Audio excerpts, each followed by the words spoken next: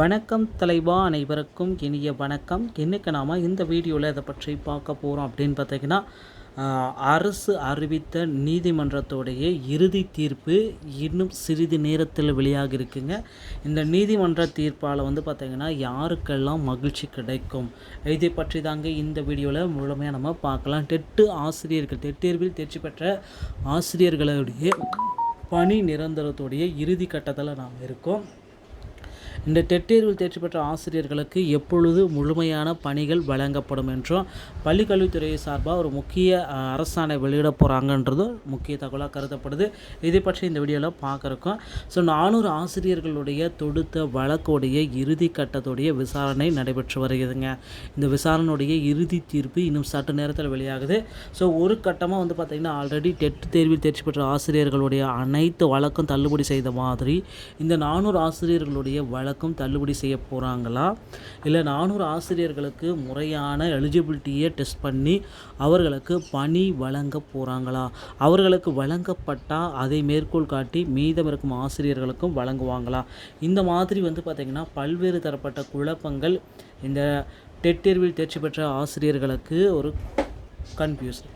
So தேர்வில் தேர்ச்சி பெற்ற ஆசிரியர்கள் அனைவருக்குமே இப்போது கிடைத்துள்ள மீண்டும் ஒரு மகிழ்ச்சியான செய்தி என்ன அப்படின்னு பார்த்தீங்கன்னா, இறுதி கட்டத்துடைய விசாரணையுடைய முடிவில் நாம் இருக்கோம். இந்த விசாரணை முடிவுடைய இறுதி கட்டத்துடைய இறுதி தீர்ப்பு வரும் 29 மற்றும் 30 ஜனவரி 29 மற்றும் 30 தேதிகளில் வெளியிட போகிறாங்க.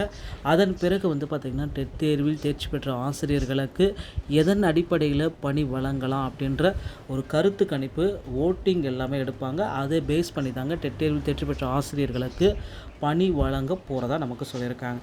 ஸோ நீதிமன்றத்துடைய இறுதி தீர்ப்புடைய வழக்கு, ஸோ இந்த இறுதி தீர்ப்பு எப்போ வெளியிடுவாங்க அப்படின்ட்டு அனைத்து தரப்பு மக்களுமே எதிர்பார்த்துட்ருக்காங்க. தேர்வில் தேர்ச்சி பெற்ற ஆசிரியர்கள், ஆசிரியர் சங்கங்கள், இப்படி அனைத்து ஆசிரியர்களும். ஸோ தேர்வில் தேர்ச்சி இனி வரும் காலங்களில் பார்த்திங்கன்னா கம்மியாக இருக்குது.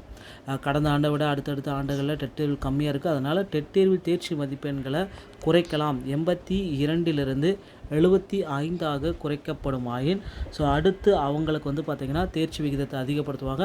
இப்படி குறைக்கிறதுனால என்ன நடக்கும் அப்படின்னு பார்த்திங்கன்னா, அடுத்து ஒரு தேர்வை நடத்துறதுக்கும் வாய்ப்புகள் இருக்குது. நியமன தேர்வு கொண்டு வருவாங்களா இல்லையான்ற ஒரு மிகப்பெரிய குழப்பத்தில் இருக்காங்க நிறைய பேர் ஆசிரியர்கள். அவர்களுக்கு ஒரு பதிலடி கொடுத்த மாதிரி இருக்கும். ஸோ டிஆர்பியோடைய ஹெல்ப்லைனில் நிறைய பேர் கேட்டுகிட்டே இருக்காங்க, அடுத்தடுத்த தேர்வுகள் பிஜிடிஆர்பியோடைய அறிவிப்புகள் எல்லாமே எப்போ வரும்ன்ட்டு.